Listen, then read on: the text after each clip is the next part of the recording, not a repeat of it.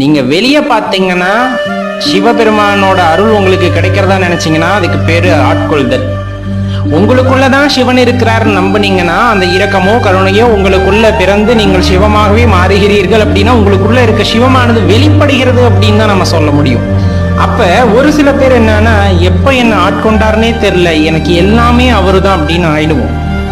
எங்க அப்பாங்க அப்படின்னு சில பேர் உரிமையா சொல்லுவாங்க. சில பேர் அவர் என் நண்பருங்க அப்படின்னு சொல்லுவாங்க. நான் எதா இருந்தாலும் அவர்கிட்ட பேசுவேங்க அப்படின்னு சொல்லுவாங்க.